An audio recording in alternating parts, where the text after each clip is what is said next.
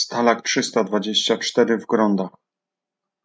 W czerwcu 1941 roku, około 9 km od Ostrowi Mazowieckiej, Niemcy utworzyli obóz jeniecki Stalag 324, jeden z największych obozów jenieckich dla żołnierzy sowieckich.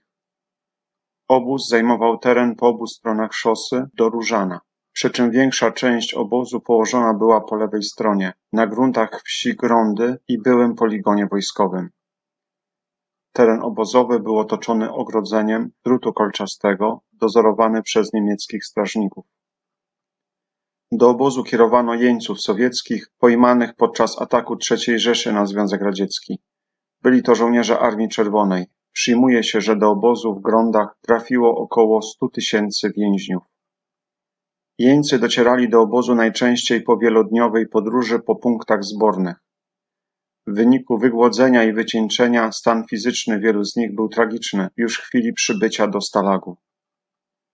Po przyjeździe jeńców poddawano ich selekcji.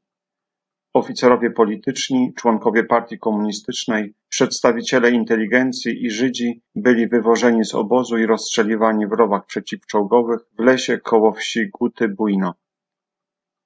Infrastruktura obozowa była wyjątkowo prymitywna.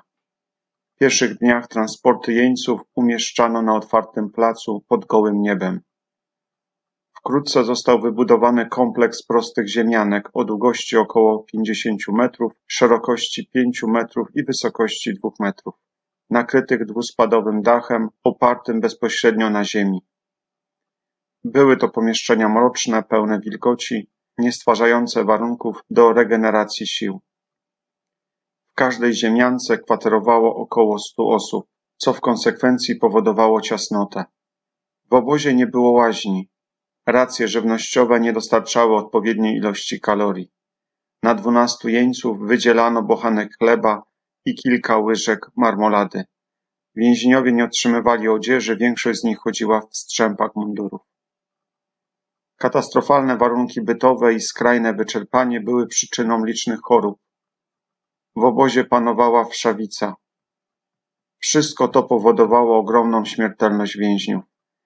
Ginęli oni także w egzekucjach przeprowadzanych przez Niemców koło wsi Guty Bujno oraz na terenie Stalagu.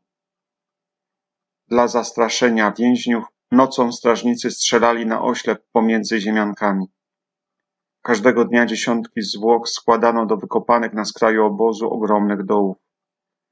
Według różnych szacunków w Stalagu 324 mogło zginąć około 80 000 żołnierzy.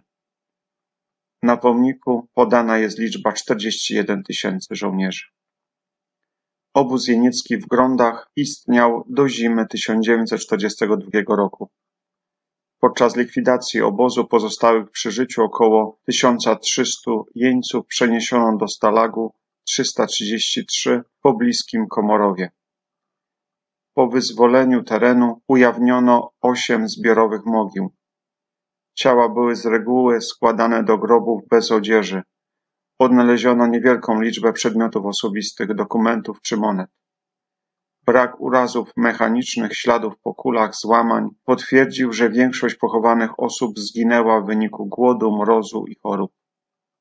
Obecnie na grobach rosną drzewa, a cmentarz coraz bardziej przypomina las.